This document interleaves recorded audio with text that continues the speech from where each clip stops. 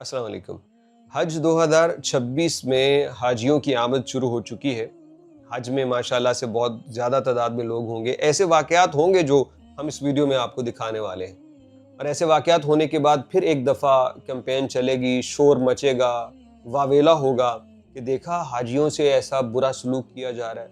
हाजियों की कमाई खाने वाले हाजियों को इतना बदतर समझते हैं, इनको तमीज़ नहीं है, इनको कुछ सीखना चाहिए वगैरह वगैरह। लेकिन ये वीडियो मैं आपको दिखाना चाहता हूँ, आपसे पूछना चाहता हूँ, आपको मैंने जज बना दिया।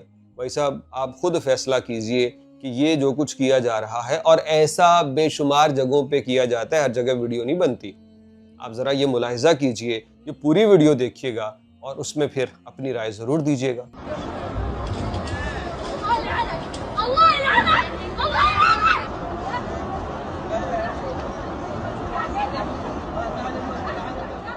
हरम शरीफ में सिक्योरिटी वाले जिनकी जिम्मेदारी है कि उन्होंने रास्तों को मैनेज रखना है, कहीं से बंद करते हैं, कहीं से खोलते हैं, ताकि लोगों की जो रवानी है मुतासिर ना हो।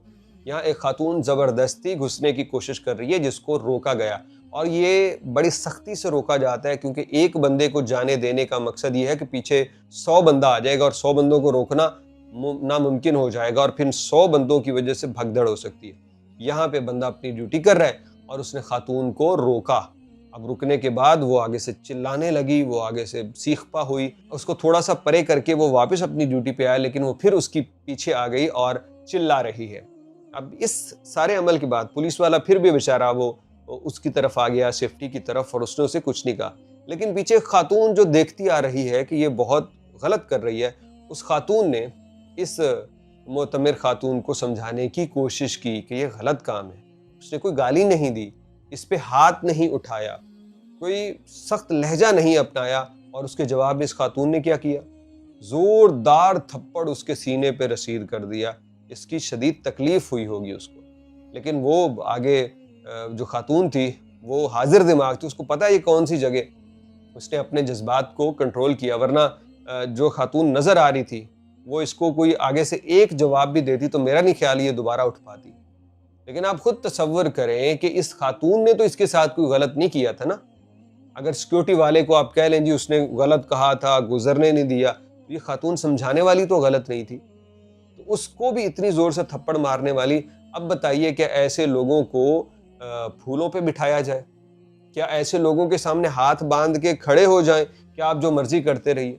आप अपनी मनमानी करके रास्तों को, निज़ाम को ख़राब करके लोगों की जान से खेलने की आप मज़े करें, कोशिश करें? क्या इनको इजाज़त होनी चाहिए?